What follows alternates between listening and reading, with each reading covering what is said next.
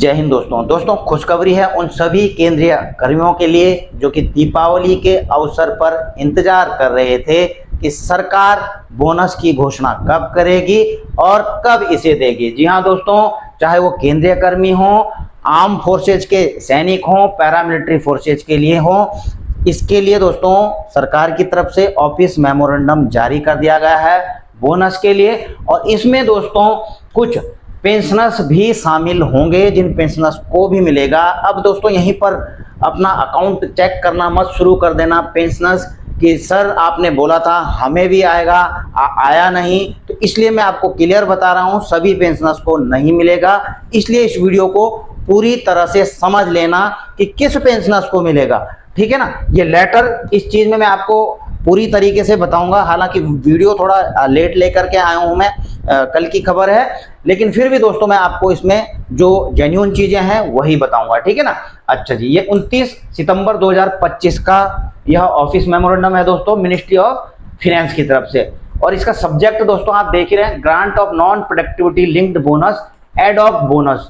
तो दोस्तों ये एडॉक बोनस होता है नॉन प्रोडक्टिविटी लिंक्ड। अभी आपने कुछ दिन पहले सुना होगा कि रेलवे को प्रोडक्टिविटी लिंक्ड बोनस की जो है ऑफिस मेमोरेंडम जारी कर दिया गया था। लेकिन ये जो ऑफिस मेमोरेंडम है दोस्तों, ये रेलवे के लिए नहीं, अन्य केंद्रीय कर्मियों के लिए है, जिसमें कि आर्म्ड फोर्सेज और पैरामिलिट्री फोर्सेज भी शामिल हैं, ठीक है ना। तो नॉन प्रोडक्टिविटी लिंक्ड बोनस है बेसिकली। हम जो एडॉक बोनस होता है, हम लोग जो आम भाषा होती है हम इसको दीपावली का बोनस ही कहते हैं, आप भी कहते हैं, आपको पता ही है, ठीक है ना। अच्छा, इसमें क्या है दोस्तों कि इस जो मेमोरेंडम में कहा गया है कि sanction of president grant non productivity linked bonus equivalent to 30 days. अब देखिए इन चीजों को आप समझ लीजिए कि किसको मिलेगा, कितना मिलेगा, ठीक है। एक तो दिया जा रहा है 30 दिन के इमोलमेंट के बराबर दोस्तों अकाउंटिंग ईयर 2024-25 2024-25 अकाउंटिंग ईयर का, आप समझ रहे, पिछले अकाउंटिंग ईयर का दिया जाएगा और 30 दिन के इमोलमेंट के बराबर आपका बोनस मिलेगा। All central government employ in group C, जो ग्रुप सी के हैं सेंट्रल गवर्नमेंट के एम्प्लॉय हैं, और all non gazetted central government employ in group B, और जो ग्रुप में हैं ग्रुप बी में नॉन गजेटेड ऑफिसर हैं दोस्तों जो सेंट्रल गवर्नमेंट में। और जेसीओ, आप समझ रहे होंगे, जेसीओ भी कहीं सोच रहे होंगे कि हमें मिलेगा या नहीं मिलेगा, तो आप यहीं पर समझ जाइए दोस्तों कि all non gazetted central government employ in group B. तो यदि क्या आपको खुद पता है आप गजेटेड ऑफिसर की श्रेणी में आते हैं, ठीक है। Who are not covered by any productivity linked bonus scheme, जिनको प्रोडक्टिविटी लिंक्ड बोनस के अंतर्गत शामिल नहीं किया गया है उनको ये वाला बोनस मिलेगा, ठीक है ना। अच्छा जी, इसके बाद the calculation ceiling for payment of ad hoc bonus under these order shall be monthly emolument of 7,000। तो 7,000 को एक पैरामीटर लिया गया है मंथली इमोलमेंट का। The payment of ad hoc bonus under these order will also be admissible to the eligible employees of central paramilitary forces, जो अर्धसैनिक बल हैं, and armed forces, army, air force, navy, सब शामिल हैं इसमें, ठीक है, इनके जवान। The order will deemed to be extend to the employee of union territory, तो यूनियन टेरिटरी के लिए आ जाते हैं इसमें, ये सारी चीजें इसमें कवर हैं। अच्छा जी, अब दूसरा point, the benefit will be admissible to subject of following. ये इसकी कुछ टर्म्स एंड कंडीशंस हैं जिससे आपको समझने में आसानी होगी कि इसकी शर्तें क्या हैं, किसको मिलेगा, ठीक है ना। अच्छा जी, पहली है only those employees who are in service as on 31 March 2025 and have rendered at least 6 months of continuous service during the year 2024-25 will be eligible. अब देखिए सबसे पहली शर्त है इसमें कि जो भी एम्प्लॉय है वो 31 मार्च 2025 को सर्विस में रहना चाहिए। जो 31 मार्च 25 को सर्विस में थे तो उनको मिलेगा। और उनको भी किसको मिलेगा, जिन्होंने इस दौरान कम से कम 6 महीने की कंटिन्यूअस सर्विस की हो। हालांकि दोस्तों मैं आपको बता दूं, अभी थोड़ा आगे बताऊंगा मैं, कि 31 मार्च 2025 से पहले भी अगर इस दिन कोई सर्विस में नहीं भी रहा हो तो उनको भी मिलेगा, लेकिन उसमें कुछ कंडीशन है कि किसको मिलेगा वो आगे मैं आपको बताऊंगा, ठीक है। तो एक चीज तो आप समझ गए होंगे कि 31 मार्च 2025 को जो सर्विस में थे, ठीक है, उनको मिलेगा।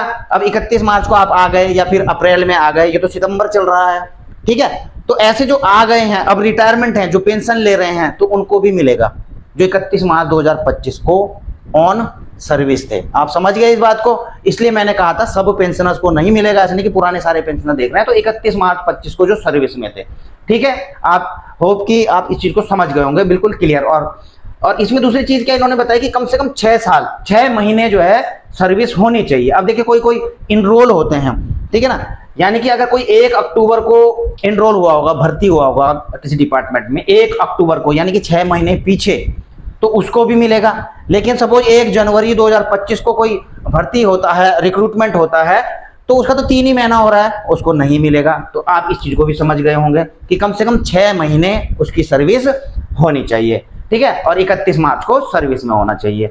अच्छा जी, और अगला क्या है, the quantum of non PLB will work out the basis of average emolument calculation ceiling whichever lower.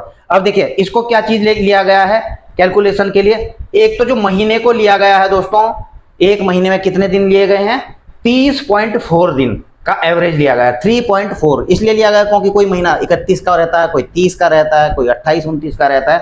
तो टोटल जो है जो एवरेज लिया गया है 30.4 डेज का लिया गया है एक महीने में, ठीक है ना, कैलकुलेशन के लिए। 7,000 इन्होंने जो है मंथली इमोलमेंट को लिया था एक्चुअल। अब इसको किस प्रकार से निकालेंगे दोस्तों कि 7,000 गुणा गया 30 बटे 30.4।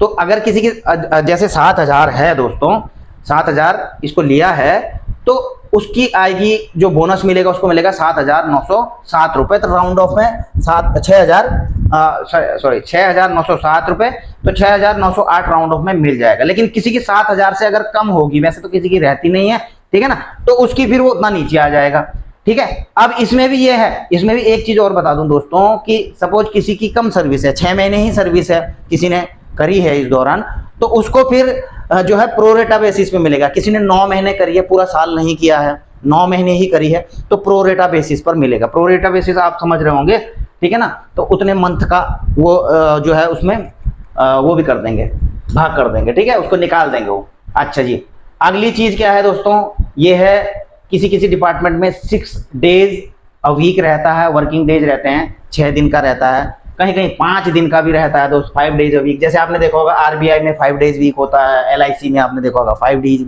वीक है, बैंकिंग में 6 डेज वीक होता है। तो उनका भी यहाँ पर इस प्रकार से दिया है कैलकुलेशन, आप इसको देख सकते हैं कि उनका जो है कैलकुलेशन इस प्रकार से है, ठीक है ना। अच्छा जी, अब इसके बाद आगे बढ़ते हैं दोस्तों एक महत्वपूर्ण सवाल पर, ठीक है। ये कुछ क्वेश्चन आंसर हैं दोस्तों, आपके दिमाग में भी आ रहे होंगे, तो मैं आपको सारे दिखा दूंगा, लेकिन मेन एक चीज मैं आपको यह बता देता हूं। देखिए, employees appointed on purely temporary ad hoc basis, क्या इनको भी मिलेगा? ये सवाल है, ये जवाब है, आप खुद भी पढ़ सकते हैं, ठीक है ना। Yes if there is no break in service, ठीक है, जो प्योरली टेम्परेरी एडॉक बेसिस हैं इनको भी मिलेगा, तो मिलेगा यदि वो उन्होंने कोई ब्रेक ना लिया हो सर्विस में। और employee who resigned oblique retired from service और एक्सपायर्ड बिफोर 31 मार्च 2025, मैंने आपको कहा था ना इस पर सवाल आएगा और मैं आपको इसका जवाब भी बताऊंगा कि ऐसा भी हो सकता है कि भाई 31 मार्च से पहले किसी की मृत्यु हो गई हो या फिर रिटायर हो गया हो, तो ऐसे, या फिर उसने रिजाइन दे दिया हो, क्या ऐसों को मिलेगा, यह सवाल। तो इसका जवाब है दोस्तों as a special case only, कुछ स्पेशल केसेज हैं जिसमें जो है इनको मिलेगा। किसको मिलेगा? Those person who superannuated और retired on invalidation on medical ground. देखिए दोस्तों, कोई कोई सुपर एनुएट हो जाता है, किस बेस पे हो जाता है दोस्तों? इनवैलिड आउट हो जाता है मेडिकल ग्राउंड पर। अब मेडिकल ग्राउंड पे अगर कोई पहले हो रहा है, सपोज फरवरी में ही हो गया, जनवरी में ही हो गया, तो भैया उसको तो रोक कोई सकता नहीं है। तो ऐसे में दोस्तों उसको भी मिलेगा जो इनवैलिड आउट हुआ है मेडिकल ग्राउंड में, ठीक है, वही प्रोरेटा बेसिस पर मिलेगा पर, ठीक है। दूसरा, अगर जो है और डाइड बिफोर 31 मार्च या 2025, किसी की मृत्यु हो जाती है सर्विस के दौरान 31 मार्च 2025 से पहले, ठीक है ना, तो उसको भी मिलेगा, लेकिन उसकी सर्विस एटलीस्ट, मतलब चाहे ये सुपर एनुएटेड वाला है तो उनकी सर्विस एटलीस्ट 6 महीने रेगुलर सर्विस होनी चाहिए साल में, जो अकाउंटिंग ईयर है 24-25 में कम से कम उनकी 6 महीने सर्विस होनी चाहिए। ऐसे में कोई इनवैलिड आउट हो जाता है मेडिकल ग्राउंड में, या फिर किसी की मृत्यु हो जाती है तो उनको भी बोनस मिलेगा। अब उनको तो क्या मिलना, जो फैमिली पेंशन ले रहे होंगे उनकी जगह पर, तो उनको मिल जाएगा उनका, ठीक है, उनको मिल जाएगा, उनके खाते में आ जाएगा, तो प्रो रेटा बेसिस पर उनको भी दे दिया जाएगा। आई होप कि आप इस चीज को पूरी तरह समझ गए होंगे। और दोस्तों ये सवाल हैं, आप पढ़ सकते हैं, मैं सारा एक्सप्लेन नहीं करूंगा, जो खास था मैंने बता दिया। बाकी ये भी सवाल हैं दोस्तों आपसे रिलेटेड, वो पढ़ सकते हैं, इसके जवाब पढ़ सकते हैं, इसको जूम करके आप देख सकते हैं, ठीक है ना। इसलिए मैं बोर्ड छोड़ करके रख रहा हूं। आप अगर इस कैटेगरी में आ रहे हैं तो ये जवाब सारे के सारे ये हैं कि कौन एलिजिबल नहीं है, कई प्रकार के क्वेश्चन हैं, आप इन चीज़ों को देख लीजिए। बाकी आई होप कि आपको ये समझ में आया होगा कि किसको एडहॉक बोनस, जिसको हम लोग अपनी भाषा में दीपावली का बोनस कहते हैं, किसको मिल रहा है, किसको नहीं मिल रहा है। बाकी दोस्तों आपके कुछ विचार हों, कुछ पूछताछ हो, कमेंट बॉक्स में जा करके लिख सकते हैं। वीडियो करते हैं यहीं पर समाप्त। अच्छी लगी हो तो वीडियो लाइक भी कर सकते हैं दोस्तों, चैनल को सब्सक्राइब भी कर सकते हैं। हालांकि मैं इतना ज़्यादा बोलता नहीं हूँ कि सब्सक्राइब कीजिए, ये कीजिए, वो कीजिए, ठीक है ना। आपको अच्छा लगता हो तो जरूर कर लेना, आपको जेन्युइन खबरें ही मिलेंगी, क्योंकि मैं डेली तो वैसे भी नहीं बनाता हूँ वीडियो, हफ्ता 10 दिन में, 5 दिन में, 3 दिन में, कुछ पता नहीं कब बना दूँ, ठीक है ना। लेकिन जो भी बनाता हूँ जेन्युइन चीज़ें बनाता हूँ, फालतू की कोई चीज़, फालतू की वो जो है कुछ भी नहीं अपने वीडियो में आपके लिए लेकर के आता हूँ डेली का डेली, ठीक है ना। ना मेरे पास इतना समय है और ना मैं आपका समय खराब करना चाहता हूँ, ठीक है। तो वीडियो होती है यहीं पर समाप्त। जल्द मिलेंगे नई वीडियो में नई जानकारी के साथ। जय हिंद।